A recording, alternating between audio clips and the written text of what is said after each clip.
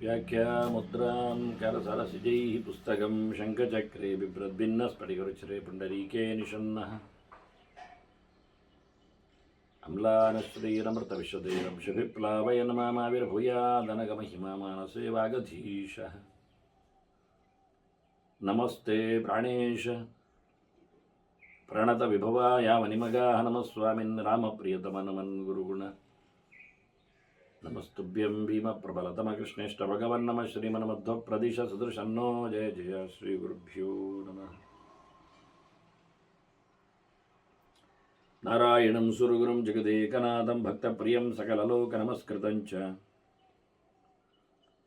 त्रैगुण्यवर्जितमजं विभुमाद्यमीशं वन्दे भवग्रम् अमरासुरसिद्धवन्द्यं नारायणं नमस्कृत्य नरं चैव नरोत्तमं देवीं सरस्वतीं व्यासं ततो जयमुदीरये. ವೇದವ್ಯಾಸುರ ಮಹಾಭಾರತದ ಚಿಂತಕರಿಗೆ ವಂದನೆಗಳು. ಶಾಂತಿ ಪರ್ವದ 524ನೇ ಪ್ರವಚನ, ಶಾಂತಿ ಪರ್ವದ ಮಂಗಳ ಪ್ರವಚನ.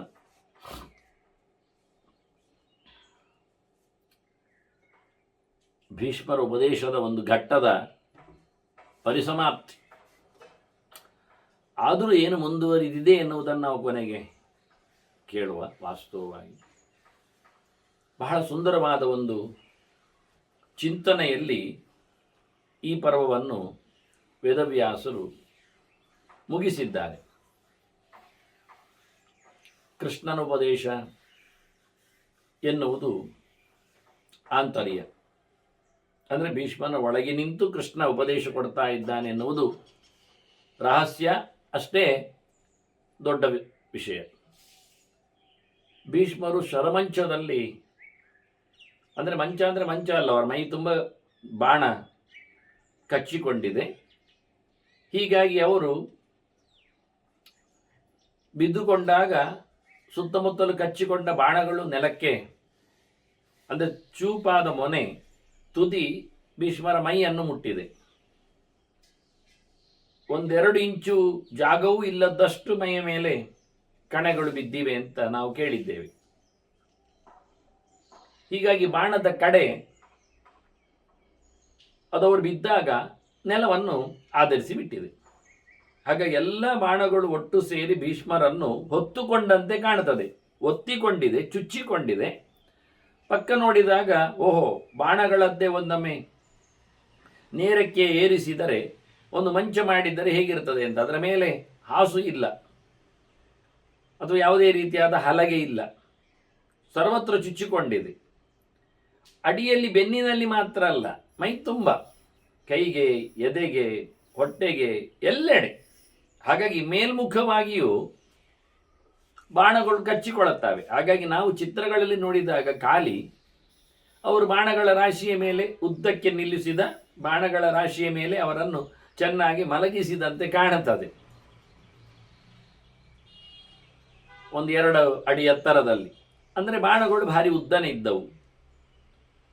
ಒಳಗೆ ಕಚ್ಚಿಕೊಂಡಾಗ ತುಂಬ ಮೊನೆ ಒಳಗೆ ಹೋಗ್ತದೆ. ಬೆನ್ನಿಗೆ ಬಾಣ ತಾಗಿದರೂ ಅದು ಎದೆಯ ಗೂಡಿನಿಂದ ಹೊರಗೆ ಬರ್ತದೆ.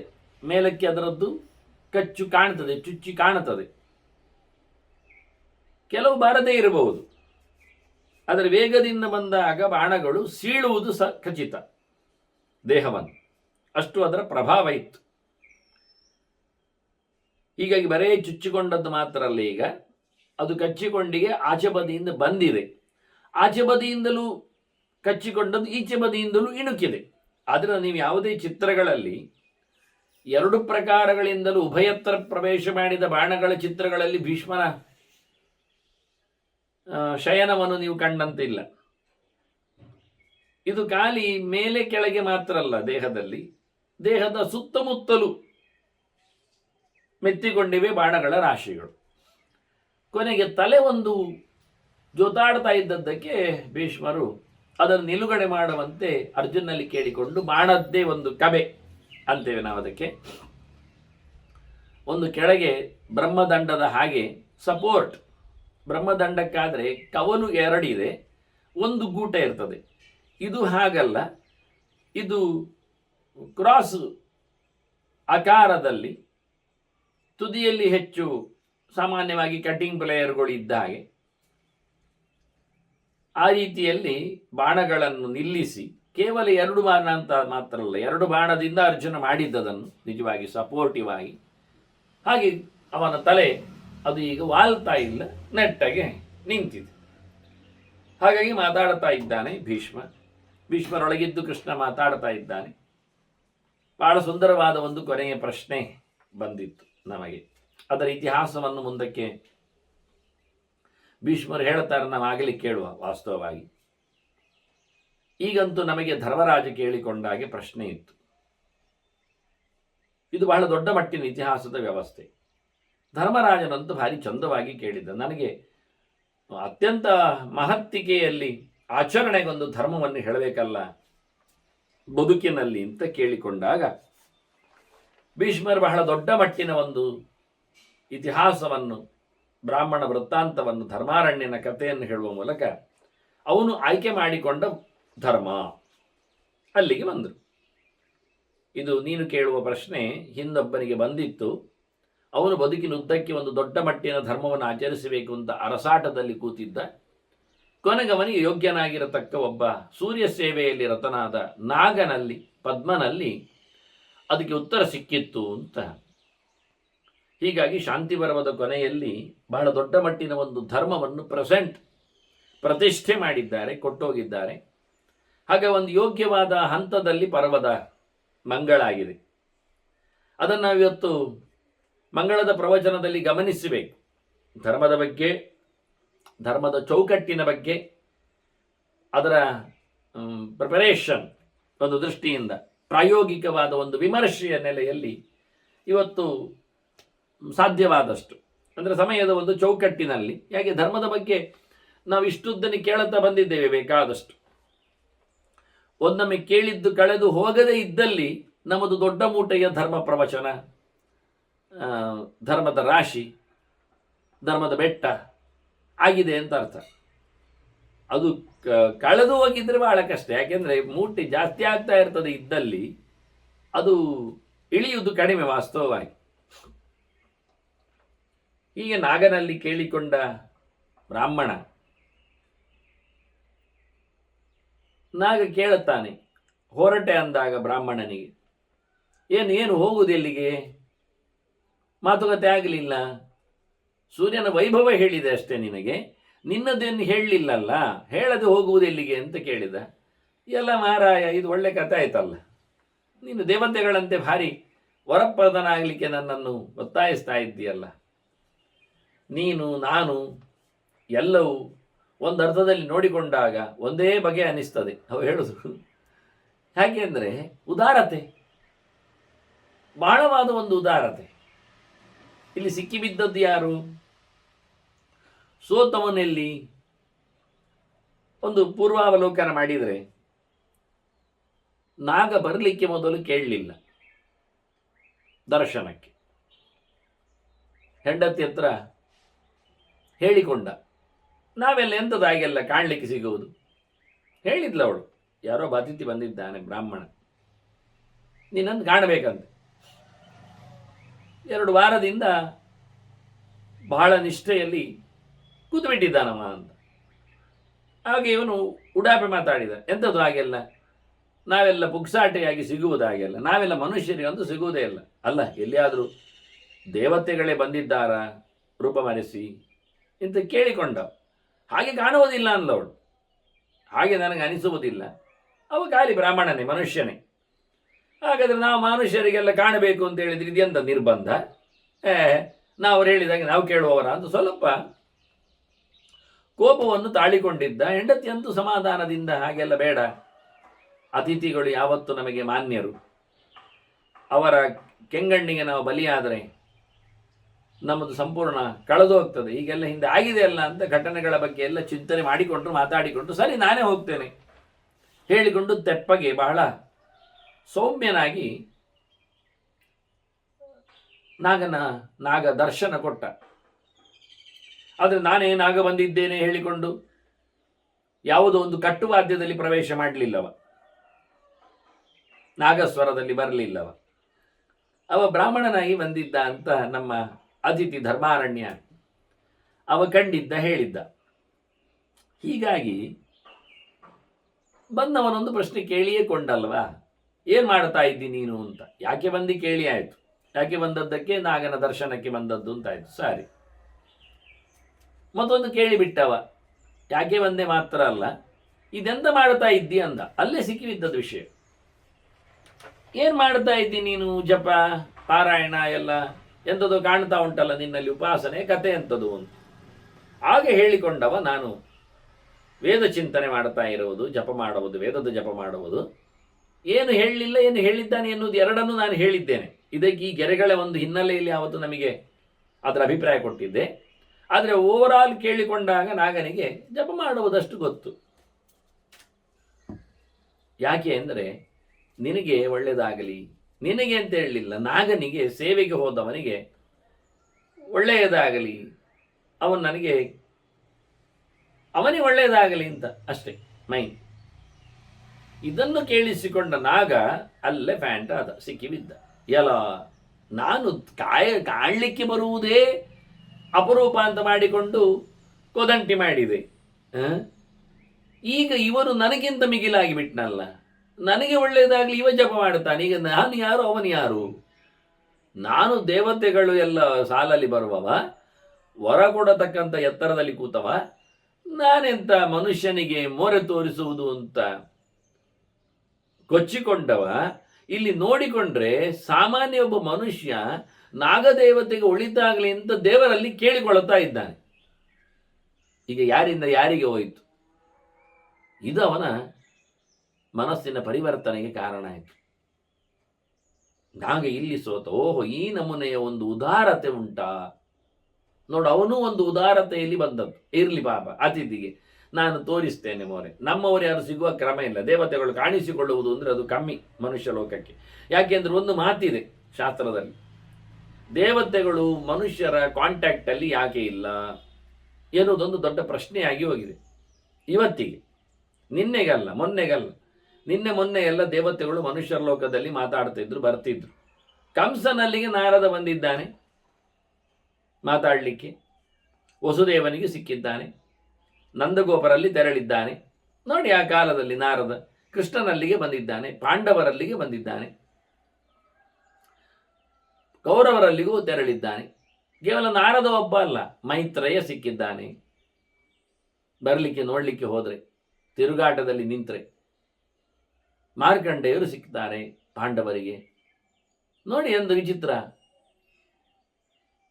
ಇಂಥವರೆಲ್ಲ ದೊಡ್ಡ ದೊಡ್ಡ ವ್ಯಕ್ತಿಗಳು, ಋಷಿಗಳು. ಮತ್ತೆ ಅವನಿಗೆ ಶಿಖಂಡಿಗೆ ಅವ ವಿದ್ಯಾಧರ ಗಂಧರ್ವ, ತುಂಬುರುವಿನ ಅಸಿಸ್ಟೆಂಟ್ ಅವ ಸಿಕ್ಕಿದ್ದ. ಅವನೇ ಕೊಟ್ಟದ್ದಲ್ಲ ಅವನಿಗೆ ರೂಪ ಎಲ್ಲ, ರೂಪ ಎಲ್ಲ, ಸ್ತೂಣಾಕರ್ಣ. ಹೀಗೆ ಇಂಥದ್ದೆಲ್ಲ ನೋಡಿ. ಇವರೆಲ್ಲ ಕುಬೇರನಲ್ಲಿಗೆ ಹೊರಟಿದ್ರು, ಹೋಗಿ ಬಂದಿದ್ದಾರೆ. ಆದ್ದರಿಂದ ದೇವತೆಗಳ ಒಡನಾಟ, ಯಜ್ಞಯಾಗಗಳಿಗೆ ಬಂದದ್ದು, ಇಂದ್ರ ಸ್ವಯಂ ಬಂದು ಗೋಕುಲದಲ್ಲಿ ಪ್ರಾರ್ಥನೆ ಮಾಡಿದ್ದು, ಗಂಗೆ ಬರ್ತಾ ಇದ್ದದ್ದು, ಸುಮಾರು ವಿಷಯಗಳು ಬರ್ತವೆ. ಆದರೆ ಈಗ ಯಾಕೆ ಬರುವುದಿಲ್ಲ, ಈಗ ಯಾಕೆ ಸಿಗುವುದಿಲ್ಲ ಕೇಳಿದರೆ ದೇವತೆಗಳು ಹೇಳುತ್ತಾರೆ, ಮನುಷ್ಯರ ಸಹವಾಸ ನಮಗೆ ಬೇಡ. ಯಾಕೆ ಬೇಡ ಏನು ಹೇಳಿ ಕೇಳಿದರೆ, ಅವರು ಮೋಸಗಾರರು, ಸುಳ್ಳುಗಾರರು, ಅವರ ಜೊತೆಯಲ್ಲಿ ನಮಗೆ ಸಹವಾಸ ಇಲ್ಲದು ಅಂದ. ಅನೃತ ಮನುಷ್ಯ, ದೊಡ್ಡ ಆಪಾದನೆ ಮನುಷ್ಯ ಜಾತಿಯ ಮೇಲೆ ದೇವತೆಗಳು ಮಾಡಿದ್ದೇನು ಕೇಳಿದರೆ, ಅವರು ಸುಳ್ಳರು. ಹೌದು ಕನ್ಫರ್ಮ್ ನನಗೆ. ಯಾಕೆ ಅಂದರೆ ಈ ಮನುಷ್ಯರ ಗಮ್ಮತ್ತು ಕೇಳಿದರೆ ಜಗತ್ತೇ ಸುಳ್ಳು ಹೇಳುವವರಿದ್ದಾರೆ ಇಲ್ಲಿ. ಬಿಡಿ, ಇನ್ನಿ ಅಂತ ಮಾತಾಡುವ, ಇನ್ನು ಉಳಿದ ವಿಷಯವನ್ನು ಬಿಡಿಸುವುದೆಲ್ಲಿಗೆ ನಾವು. ಜಗತ್ತೇ ಸುಳ್ಳು ಹೇಳಿದ್ನಂದ್ರ ಮತ್ತೆ ಅದರಲ್ಲಿ ಮಾತಾಡಿದ್ದು ಸುಳ್ಳುವ, ಕಂಡದ್ದು ಸುಳ್ಳುವ, ಕೊಟ್ಟದ್ದು ಸುಳ್ಳುವ, ಇದು ಮಾತಾಡಿ ಇದು ವಿಷಯ ಭಾರಿ ಚೆನ್ನಾಗಿದೆ. ಇದು ನಮ್ಮ ನ್ಯಾಯಾಲಯಕ್ಕೆ ಹೋಗಿ ಬಿಟ್ಟರೆ ಭಾರಿ ಖುಷಿ ಇರ್ತದೆ. ಮತ್ತೆ ಬೇಕಾಗಿಯೇ ಇಲ್ಲ ಅಲ್ಲಿ ವಾದ ವಿವಾದ, ಚಿಂತನೆ, ಮಂಥನ, ಎಂಥದ್ದು ಎಲ್ಲ ಸುಳ್ಳೇ. ಸುಳ್ಳಿನ ಮೇಲೆ ಮಾತಾಡೋದೆಂಥದ್ದು. ಮೊಲದ ಕೊಂಬು ಹೇಗಿತ್ತು ಅಂದರೆ, ಅವನು ಹೇಳಲಿಕ್ಕೆ ಶುರು ಮಾಡ್ತಾನೆ, ಒಂದು ಬಣ್ಣ ನೋಡಬೇಕಾದರದ್ದು ಆಕಾರ, ಅದ್ರ ಯೂಸೇಜ್ ಮತ್ತೆ ನೋಡಿಕೊಂಡ್ರೆ ಅದೊಂದು ವಾರಕ್ಕೊಮ್ಮೆ ಬೆಳೆಯುವ ರೀತಿ ಮಾರಾಯರೆ, ಅದ್ಭುತ. ಅದು ದಾರಿಯಲ್ಲಿ ಹೋಗುವಾಗ ಗೆರೆ ಹಾಕಿಕೊಂಡು ಹೋಗ್ತದೆ, ಮತ್ತೆ ಒಂದು ಡಿಸೈನ್ ಬರೆಯುವ ರೀತಿ ನೋಡಿದ್ರೆ ಅದರದ್ದು ಎಂತ ಮಾತಾಡೋದು, ಮೊಲಕ್ಕೆ ಕೊಂಬುಂಟ ಹಾಗೆ. ಸುಳ್ಳಾದ ವಸ್ತುವಿನಿಂದ ನೀವು ಏನೆಲ್ಲ ಹೇಳಿಕೊಂಡೋದ್ರೂ ಯಾವುದನ್ನು ಹೇಳಲಿಕ್ಕೆ ಬರುವುದಿಲ್ಲ. ಹಾಗೆ ಇಡೀ ಜಗತ್ತೇ ಸುಳ್ಳಾಗಿರುವಾಗ ಅದರ ನಂತರದಲ್ಲಿ ನೀವು ಎಂತ ಹೇಳಿದ್ರು ಉಪಯೋಗ ಇಲ್ಲದ ವಾರ್ತೆ ಆಗ್ತದೆ. ಇದನ್ನು ದೇವತೆಗಳು ಬಹಳ ಚೆನ್ನಾಗಿ ಮನುಷ್ಯನಿಗೆ ಒರೆಸಿ ದೂರಕ್ಕೆ ಕೂತು, ಹಯ್ಯ ಮಾರೆಯ ಇಡೀ ಸೃಷ್ಟಿಯನ್ನೇ ಇಲ್ಲ ಮಾಡುವವ ಕೃಷ್ಣಂದು ಬಾಯಿ ಬಿಟ್ಟು ಹೇಳಿದ ಆಗಲೇ ಅರ್ಜುನನಿಗೆ, ಈ ಜಗತ್ತನ್ನೇ ಇಲ್ಲ ಹೇಳಿಕೊಂಡು ಮೆರೀತಾರೆ ಮಾರಾಯ, ಇದ್ರೆ ನಾನೇ ಅದಕ್ಕೆ ರೂವಾರಿ ಅನ್ನುವರು ಇದ್ದಾರೆ. ಇನ್ನೊಂದು ಮುಖ ಹೇಳ್ತಾನೆ, ಅಸತ್ಯಂ ಅಪ್ರತಿಷ್ಠಂತೆ ಜಗತ್ತು ಆಹು ಅನೀಶ್ವರಂ. ಲೋಕಕ್ಕೆ ಒಡೆಯರೇ ಇಲ್ಲ, ಲೋಕವೇ ಇಲ್ಲ, ಇದ್ದರೆ ಒಡೆಯನೂ ಇಲ್ಲ. ಮತ್ತೆ ಕೇಳಿದ್ರೆ ಅದು ನಾನೇ ಒಡೆ, ಈಶ್ವರೋಹಂ ಅಹಂ ಭೋಗಿ, ಒಡೆಯ ನಾನೇ. ಇದು ಇಂಥದ್ದ ಮಾತುಗಳಿಗೆಲ್ಲ ಏನರ್ಥ ಹೇಳೋದು ನಾವು? ಯಾರನ್ನು ಇವತ್ತು ಕ್ಷಮಿಸಿ ಬಿಡಿ ಅಂತ ಹೇಳಲಿಕ್ಕೆ ಬರ್ತದೆ? ಆದ್ದರಿಂದ ದೇವತೆಗಳು ಮನುಷ್ಯರ ಒಡನಾಟದಲ್ಲಿಲ್ಲ ಎನ್ನುವುದು ಸಹಜ ಪ್ರವೃತ್ತಿ. ಆದ್ದರಿಂದ ಇದು ಇವನು ಒಳ್ಳೆ ಪೋಸ್ಟಲ್ಲಿರುವವ, ಸೂರ್ಯ ಲೋಕಕ್ಕೆ ಹೋಗಿ ಬರುವುದು ಅದು ಕಮ್ಮಿ ವಿಷಯ ಅಲ್ಲ, ಎಲ್ಲರಿಗಿರತಕ್ಕ ಪೋಸ್ಟ್ ಅಲ್ಲದು, ವೃತ್ತಿ ಅಲ್ಲದು. ಅಂಥದ್ದಕ್ಕೆ ಒಂದು ಯೋಗ್ಯತೆ ಉಂಟು. ಅಂತ ಹತ್ತಿರದಲ್ಲಿದ್ದಾಗ ಅವನು ಭಾರಿ, ವಾಸ್ತವವಾಗಿ ಅವನು ದೊಡ್ಡತನವೇ ಅವನಲ್ಲಿ ಇದೆ, ಆದರೂ ಅತ್ಯಂತ ಉದಾರನಾಗಿ, ಸಣ್ಣವನಾಗಿ, ಏನು ಅಲ್ಲದವನಾಗಿ ತಾನಾಗಿಯೇ ಮನುಷ್ಯನ ಹತ್ತಿರಕ್ಕೆ ಬಂದು ಏನಪ್ಪ ಅಂತ ಕೇಳುತ್ತಾ ಇದ್ದಾನೆ. ಅಂದರೆ ಅವನು ಎಷ್ಟು ಹಗುರಾಗಿದ್ದಾನೆ ನೋಡಿ. ಈಗ ನೋಡ್ಲಿಕ್ಕೆ ಹೋದ್ರೆ ಈ ಬ್ರಾಹ್ಮಣನು ಅಷ್ಟೇ ಗಮ್ಮತ್ತಾಗಿ ಬಿಟ್ಟಿದ್ದಾನೆ. ಅವನ ಹತ್ರ ವಿಚಾರಿಸಿಕೊಂಡಾಗ ಏನಯ್ಯ ಕೇಳಿದ್ರೆ, ಏನು ಮಾಡ್ತಾ ಇದ್ದಿ ಕೇಳಿದರೆ, ಹಗುರವಾಗಿ, ಚಂದವಾಗಿ, ಗುಣಾತ್ಮಕವಾಗಿ ನಮ್ಮ ನಾಗ ಅವನು ಬಂದು ಬಿಡಲಿ ಅಂತ ಕೇಳ್ತಾ ಇದ್ದೇನೆ ಅಂತ ಹೇಳಿದರೆ, ಹೀಗಾಗಿ ಬ್ರಾಹ್ಮಣನ ಔದಾರ್ಯಕ್ಕೂ ಈಗಾಗಲೇ ಅನುಭವವನ್ನು ಪಡೆಯುತ್ತಿರತಕ್ಕಂಥ ನಾಗನ ಗುಣಮಟ್ಟಕ್ಕೂ ಕೇಳಿಕೊಂಡಾಗ ಅದು ವಿಚಿತ್ರ ಅನಿಸಿಬಿಟ್ಟಿತು. ಹೀಗಾಗಿ ಒಳ್ಳೆ ಸೂರ್ಯನ ಬಗ್ಗೆ ಕೇಳಿಕೊಂಡ, ಸೂರ್ಯನ ಇತಿಹಾಸ ಕಂಡಿತು, ಅಲ್ಲೊಬ್ಬನ ಬ್ರಾಹ್ಮಣನ ಪ್ರವೇಶವು ಅರ್ಥ ಆಯ್ತು ಅವನಿಗೆ. ಇನ್ನು ತಾನೆಂತ ಮಾಡಬೇಕೆನ್ನುವುದು ತನಗೆ ಸಿಕ್ಕಿಬಿಟ್ಟಿದು ಬಂದ ಧರ್ಮಾರಣ್ಯನಿಗೆ. ಹಾಗಾಗಿ ಅವನು ಇನ್ನೇನು ಚರ್ಚೆ ಮಾತುಕತೆ ಎಲ್ಲ ಬೇಕಾಗಿಲ್ಲ, ನಾವು ಬಂದದ್ದು ಎಷ್ಟು ಅಷ್ಟೇ. ಮತ್ತು ಇವನ ಮನೆಯ ಸುತ್ತ ನೋಡುವುದು, ಏನೆಲ್ಲ ಬೆಳೆಸಿದ್ದಾನೆ, ಏನೆಲ್ಲ ಉಂಟು ಅಂತ ಹುಡುಕುವುದು, ಮತ್ತು ಅಬ್ಬೋ ಇಷ್ಟುದ್ದ ಅಂತದ ನಿಮ್ಮ ಮನೆಯಲ್ಲಿ ಸೌತೆಕಾಯಿ ಅಂತೆಲ್ಲ ಮಾತಾಡುವುದು, ಇದೆಲ್ಲ ಇಲ್ಲದ ಸಂಗತಿಗಳು, ಇದು ಅಲ್ಲವೇ ಅಲ್ಲ. ಬಾವಿಯ ಇದು ನೀರುಂಟಾ? ಇದೆ, ಮತ್ತೆ ಬಾವಿ ಅಂದರೆ ನೀರಿಲ್ಲದೆ ಇರ್ತದ? ಹೀಗೆಲ್ಲ ಯಾವುದನ್ನು ಒಕ್ಕಿ ಕೇಳುವ, ಕೆದಕಿ ನೋಡುವ ಈ ಪ್ರಸಂಗವೇ ಇಲ್ಲ. ಆದ್ದರಿಂದ ನೋಡಿ, ಎಷ್ಟು ಬೇಕೋ ಅಷ್ಟೇ, ಬಂದದ್ದು ಜಿಜ್ಞಾಸೆಗೆ. ಜಿಜ್ಞಾಸೆ ಮಾಡದೇ ಉತ್ತರ ಸಿಕ್ಕಿತು ಅಂದಾಗ ಮತ್ತೆ ಇನ್ನೇಂತ ಉಂಟು?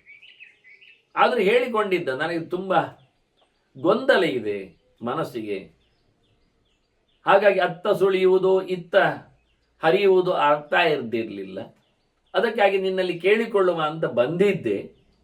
ಆದರೆ ನಿನ್ನ ವೈಭವದ ಸೂರ್ಯಲೋಕದ ಚಿಂತನೆ ಒಂದು ಕೇಳಿಬಿಡುವ ಅಂತ ಅನಿಸ್ತದೆ ಅಂತೇಳಿ ಬಂದ ತಕ್ಷಣ ಅವನ ಬೆಳಕು ನೋಡಿ, ಅವನ ಮೈಯಲ್ಲಿ ಆ ರಿಫ್ಲೆಕ್ಷನ್ ಕಂಡಿತು ಕಾಣುತ್ತೆ ಇವನಿಗೆ, ಸೂರ್ಯನ ಪ್ರತಾಪ. ಹಾಗಾಗಿ ಅದನ್ನು ಕೇಳಿಕೊಂಡ. ಕೇಳಿದ ನಂತರ ಅವನಿಗೆ ಉತ್ತರವು ಸಿಕ್ಕಿದ್ರಿಂದ ಬ್ರಾಹ್ಮಣ ಹಗುರನಾದ ಹೊರಡ್ತೇನೆ ಹೇಳಿದಾಗ ಇವ ಬಿಟ್ಟಿಲ್ಲ. ಬಿಡದೇ ಇದ್ದಾಗ ಬ್ರಾಹ್ಮಣನಿಗೂ ಗೊತ್ತಾಯ್ತು, ಇವನಲ್ಲಿಯೂ ಭಯಂಕರ ಉದಾರತೆ ಉಂಟಲ್ಲ, ಏನು ಕತೆ ಮಾರಾಯ. ಆಗ ಬ್ರಾಹ್ಮಣ ಹೇಳ್ತಾನೆ, ಸಯೇವತ್ವಂ ಸಯೇವಾಹಂ ಯೋಹಂ ಸತು ಭವಾನಪಿ. ನಾನು ನೀನು ನಾನು ಒಂದೇ ಮಾರಾಯ, ಇಡೀ ಲೋಕವೇ ಹಾಗೆ ಅಂತಾನೆ. ಮತ್ತೆ ನೋಡಿ ಸಮೀಕರಣ ಮಾಡುವ ರೀತಿ, ನಾನು ಆದಷ್ಟು ತಗ್ಗಿ ಬಗ್ಗಿ ಜಗತ್ತಿಗೆ ಒಳಿತಾಗಲಿ ಅಂತ ಹೇಳಿಕೊಂಡು ನಾನು ಧರ್ಮ ಸಂಕಟದಲ್ಲಿ ಇದ್ದಾಗ ಒಳ್ಳೆಯ ಆಯ್ಕೆ ಮಾಡಿಕೊಂಡು ಹೊರಡಬೇಕು ಅಂತ ಅನಿಸಿಕೊಂಡ್ರೆ, ಅದಕ್ಕಾಗಿ ಏನಾದರೂ ಒಳ್ಳೆಯದಾಗಲಿ ಅಂತ ನಾನು ಚಿಂತನೆ ಮಾಡಿದರೆ, ನೀನು ನನಗೂ ಒಳ್ಳೆಯದಾಗಲಿ ಅಂತ ಹೇಳಿಕೊಂಡು ಚಿಂತನೆ ಮಾಡ್ತಾ ಇದ್ದೀಯಲ್ಲ. ನಾನು ನಿನಗೆ ಒಳಿತಾಗಲಿ ಹೇಳಿಕೊಂಡು ನಾನು ಸೂರ್ಯನಲ್ಲಿರತಕ್ಕ ದೇವರ ಬಗ್ಗೆ ಎಚ್ಚರ ಆಗ್ತಾ ಇದ್ರೆ, ನೀನು ಇದಾಗಲೇ ಸೂರ್ಯಲೋಕದಲ್ಲಿ ಇದ್ದುಕೊಂಡು ಲೋಕದ ಬಗ್ಗೆ ಎಚ್ಚರವನ್ನು ಹೇಳ್ತಾ ಇದ್ದಿ. ಏನು ವೈಭವ ಸೂರ್ಯನ ನಡುವಿನ ಭಗವಂತ ಅಂತ ಹೇಳಿಕೊಂಡು ಸೂರ್ಯನನ್ನು, ಸೂರ್ಯನ ಬೆಳಕನ್ನು, ಅವನ ಕಾರ್ಯವೈಖರಿಯನ್ನು, ಅಲ್ಲಿನ ದೇವರ ಸ್ಥಿತಿಯನ್ನು ಎಲ್ಲ ಹೇಳಿಕೊಂಡ್ರೆ ನಾನು ಮಾಡ್ತಾ ಇದ್ದದ್ದು ಅದನ್ನೇ. ಈಗ ನೋಡಿ ಬಾಯ್ಬಿಟ್ಟ, ಸಯೇವತ್ವಂ ಸಯೇವಾಹಂ. ನೀನು ಏನು ಒಂದು ತಿಂಗಳು ಸೂರ್ಯ ರಥದಲ್ಲಿ ಕೂತು ಆ ದೊಡ್ಡ ತೇಜಸ್ಸಿನ ಒಳಗೆ ಭಗವಂತನ ತೇಜಸ್ಸಿನ ಚಿಂತನೆ ಮಾಡ್ತಾ ಇದ್ದೀಯಾ, ಸೂರ್ಯ ಪ್ರತೀಕದ ಸಮಾರಾಧನೆ ಆಗ್ತಾ ಇತ್ತಾ, ನಾನು ನಿನ್ನ ಕ್ಷೇಮಕ್ಕೋಸ್ಕರ ಮಾಡಿಕೊಂಡದ್ದು ಅದುವೇ ಇಲ್ಲಿ. ನಾನು ಸೂರ್ಯ ಪ್ರತೀಕದಲ್ಲಿ ಉಪಾಸನೆ ಮಾಡಿ ಈಗ ಬಾಯ್ಬಿಟ್ಟ ರೀತಿಯವ ಹೇಳಿಲ್ಲ, ಸ್ಪಷ್ಟ ಇಲ್ಲ, ನಿಮಗೆ ನಾನು ಸ್ಪಷ್ಟ ಮಾಡಿಸಿದ್ದು. ಸಯೇವಾಹಂ ಸಯೇವತ್ವ, ನಾನು ಅದ್ವೇ ನೀನು ಅದ್ವೇ. ನೀನು ಸೂರ್ಯೋಪಾಸನೆ ಮಾಡಿದ್ದು, ನಾನು ಸೂರ್ಯೋಪಾಸನೆ ಮಾಡಿ, ಇನ್ನೆಂತ ಉಂಟು? ಹಾಗಾಗಿ ಇಬ್ಬರು ಒಟ್ಟು ಸೂರ್ಯೋಪಾಸನೆ ಮಾಡಿದವರು ಸೇರಿಕೊಂಡಾಗ ಯಾರಿಗೆ ಯಾರು ಏನು ಅಂತ ಹೇಳುವುದು? ಇಬ್ಬರಲ್ಲಿಯೂ ಆ ಕ್ರೆಡಿಟ್ ಇದೆ, ಇಬ್ಬರಲ್ಲಿ ಅದ್ಭುತವಾದ ಸಾಮರ್ಥ್ಯ ಇದೆ. ಆ ಲೆಕ್ಕಾಚಾರ ನೋಡಿಕೊಂಡ್ರೆ ಅದನ್ನು ಬಹಳ ಚಂದವಾಗಿ ಹೇಳಿದೆ. ಯೋಹಂ ಸತು ಭವಾನಪಿ, ನಾನು ಏನು ಅದು ನೀನು, ನೀನು ನಾನು ಆಗಿದ್ದೇನೆ, ನಾನು ನೀನು ಆಗಿದ್ದೀಯ. ಯಾಕೆ ಕೇಳಿದರೆ ನಿನ್ನ ಯೋಚನೆಗಳು ನನ್ನ ಯೋಚನೆಗಳು ಸಮಾನವಾಗಿವೆ, ನನ್ನ ಸಮಾರಾಧನೆಗಳು ನಿನ್ನ ಉಪಾಸನೆಗಳು ಒಂದೇ ಪ್ರಕಾರದಲ್ಲಿ ಬಂದಿವೆ. ನಿನ್ನ ಉದಾರತೆಗಳು, ನಿನ್ನ ಧರ್ಮಗಳು, ನನ್ನ ಚೌಕಟ್ಟುಗಳು, ನನ್ನ ಆಚರಣೆಗಳು ಅದೇ ಪ್ರೀತಿಯಲ್ಲಿವೆ. ನೀನು ಎಷ್ಟು ನನ್ನನ್ನು ಪ್ರೀತಿಸ್ತಾ ಇದೆಯೋ ಅಷ್ಟೇ ನಾನು ನಿನ್ನನ್ನು ಪ್ರೀತಿಸ್ತಾ ಇದ್ದೇನೆ. ನಾನು ಪ್ರೀತಿಸಿದಂತೆ, ನಾನು ನಿನ್ನನ್ನು ಮೆಚ್ಚಿಕೊಂಡಂತೆ ನೀನು ನನ್ನನ್ನು ಮೆಚ್ಚಿಕೊಂಡಿದ್ದಿ, ಪ್ರೀತಿಸಿದ್ದಿ. ಇದು ನಿನ್ನೊಂದು ಮುಖ. ನಾನು ನೀನು, ನೀನು ನಾನು ಅಂದರೆ ನನ್ನ ಅಂತರಂಗದ ಗೆಳೆಯ ನೀನು, ನಿನ್ನ ಅತ್ಯಂತ ಆತ್ಮೀಯ ವ್ಯಕ್ತಿ ನಾನು, ನಿನ್ನ ಒಳಿತಿಗೋಸ್ಕರ ಚಿಂತನೆ ಮಾಡಿದವನು ನಾನು, ನನ್ನ ಒಳಿತಿಗೋಸ್ಕರ ಶ್ರೇಯಸ್ಸಿಗೋಸ್ಕರ ನೀನು ಪರದಾಡುವವನು ನೀನು. ಅತಿಥಿಯು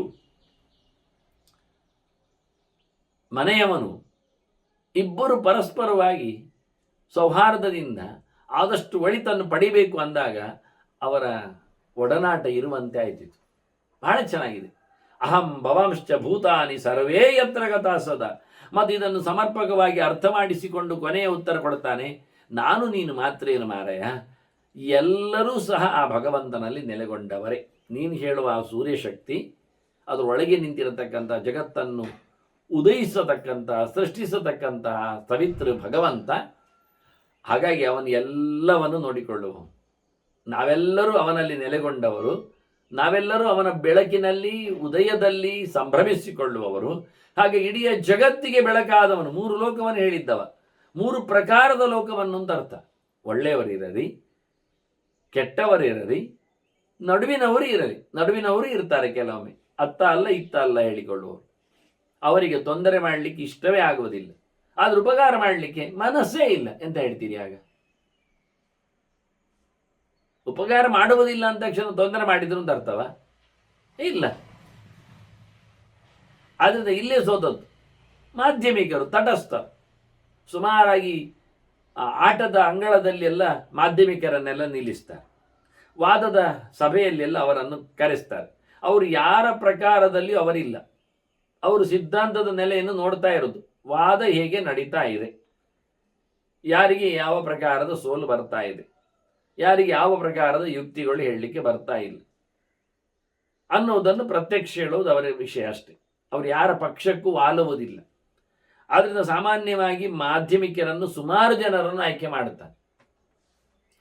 ಸಾಮಾನ್ಯವಾಗಿ ಒಂದಾದರೂ ಪರವಾಗಿಲ್ಲ ಅಂತಾನೆ, ಗಟ್ಟಿಮುಟ್ಟಿನವ, ಸಂಗತಿಗಳ ಬಗ್ಗೆ ಎಚ್ಚರವುಳ್ಳವ ಒಬ್ಬನಿದ್ರೂ ನಡೀತದೆ, ಇಲ್ಲ ಅಲ್ಲ.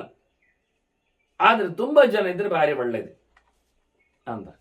ಅದರಲ್ಲಿಯೂ ಬೆಸ ಸಂಖ್ಯೆಯಲ್ಲಿ ಇರುವುದು ಒಳ್ಳೆಯದು ಅಂತಾರೆ. ಯಾಕೆಂದ್ರೆ ಮತ್ತೆ ಯಾರೋ ಇಬ್ಬರೇ ಇರ್ಲಿಕ್ಕೆ ಹೋಗಿ ಒಬ್ಬ ಅದು ಸಮ ಒಬ್ಬ ಇದು ಸಮ ಹೇಳಿದರೆ ಮತ್ತು ಟೈ ಆಗ್ತದೆ, ಮಧ್ಯಮಾವೃತ್ತಿ ಆಗಲಿಲ್ಲ.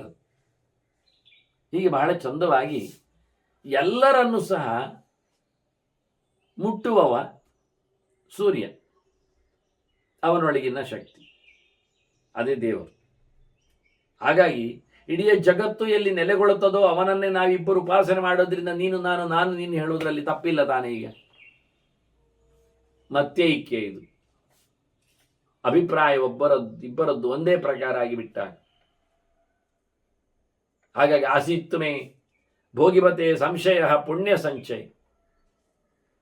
ಕೆಲಸ ಆಗಿಯೇ ನೀನು ಹೋಗಬೇಕು ಅಂತ ನನಗೆ ಒತ್ತಾಯಪಡಿಸಲು ನೋಡಿಕೊಂಡಾಗ ಅದು ಖಂಡಿತವಾಗಿಯೂ ನಿನ್ನ ಉದಾರತೆಗಾಗಿ ನಾನು ಹೇಳಿಬಿಡ್ತೇನೆ ನನ್ನ ಸಂಶಯ ಏನಿತ್ತು ಅಂತ, ನಾನು ಯಾಕೆ ಬಂದದ್ದು ಅಂತ ನಿನ್ನನ್ನು ನಾನು ಪ್ರಶ್ನಿಸಲು ಹೇಳಿಕೊಂಡಿದ್ದೆ ನಿನಗೆ. ನಾನು ಚಂಚಲವಾದ ಮನಸ್ಸು ಅತ್ತ ಎಳಿತದೆ ಇತ್ತ ಸುಳಿತದೆ ಅಂತ ನನಗೆ ಪುಣ್ಯ ಸಂಚಯ ಮಾಡಬೇಕು ಅಂತ ಕಂಡಿತ್ತು. ಸಂಪೂರ್ಣವಾಗಿ ಪುಣ್ಯವನ್ನು ಸಂಗ್ರಹ ಮಾಡಲಿಕ್ಕೆ, ಪುಣ್ಯವನ್ನೇ ನಡೆಸಿಕೊಡಬೇಕು ನಾನು. ಅದು ಯಾವುದರಿಂದ? ದೇವರ ಆರಾಧನೆಯಿಂದ. ಸಂಬಂಧ ಭಗವಂತ ಅಲ್ವಾ, ಅಕೇ ಪ್ರವಿ ಸಂಭವ ಸಕಾಹ ವಿಷ್ಣುವಾಚಕ. ದೇವರ ಉಪಾಸನೆಯಿಂದ ನಾನು ಪೂರ್ಣವಾಗಿ ಗೆಲ್ಲಬೇಕು ಅಂತ ಹೊರಟೆ.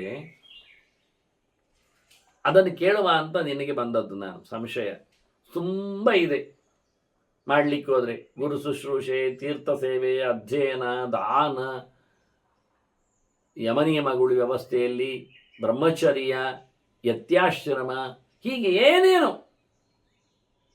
ಯಾವುದೂ ಅಲ್ಲ ಹೇಳಲಿಕ್ಕಾಗಲಿಲ್ಲ ಪುಣ್ಯವನ್ನು ಗೆಲ್ಲುವಲ್ಲಿ.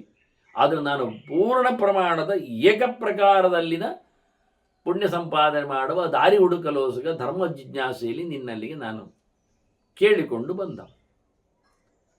ನಾನು ಪಡೆದಲ್ಲ ಅದು ಉತ್ತರ. ಸ್ವಹಮುಂಚ ವ್ರತಂ ಸಾಧೋ ಚರಿಷ್ಯಾಮಿ ಅರ್ಥ ಸಾಧನ.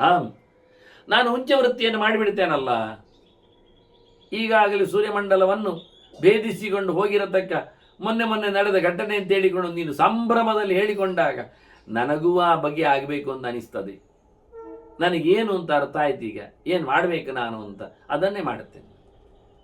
ನಿನ್ನ ನಾನು ಉದಾಹರಣೆ ಕೊಟ್ಟಿದ್ದೆ, ಕಾಕಗೂಕ ವೃತ್ತ ಅಂತ ಹೇಗೆ ಅಂತ. ಅದು ಅಲ್ಲಿ ಬರುವುದು ಕೋಇನ್ಸಿಡೆನ್ಸ್ ಅಲ್ಲ, ಅದು ನಿಜವಾಗಿ ದೇವರು ಮಾಡತಕ್ಕ ಕತೆ.